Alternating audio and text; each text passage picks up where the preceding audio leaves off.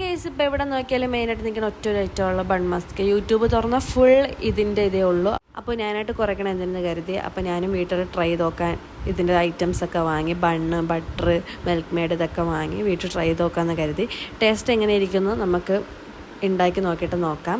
First ആ full butter ആ ബൗളിൽ ഇട്ട് കൊടുത്തിട്ടുണ്ട്. അടുത്ത് മിൽക്ക് മെയ്ഡാണ് ഒഴിച്ചു കൊടുക്കുന്നത്. വാനില എസൻസ് ചിലർ ഒഴിച്ചു കൊടുക്കാൻ കണ്ടിട്ടുണ്ട്, ബട്ട് നമ്മളെ വീട്ടിൽ അതില്ലാത്തതുകൊണ്ട് ഇത് രണ്ടും വെച്ച് അഡ്ജസ്റ്റ് ചെയ്തിരിക്കുന്നു.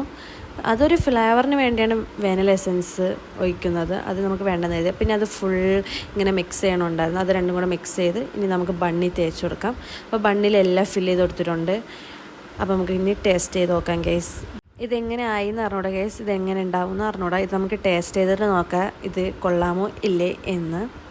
അപ്പോൾ ഞാൻ ഫുൾ ബട്ടർ മുകളിലും താഴെയൊക്കെ തേച്ചെടുത്തിട്ടുണ്ട് ഗൈസ്. ഇനി ട്രൈ ചെയ്ത് നോക്കാം എങ്ങനെ ഉണ്ടാവും എന്ന് നോക്കാം, കൊള്ളാമോ ഇല്ലേ എന്ന്.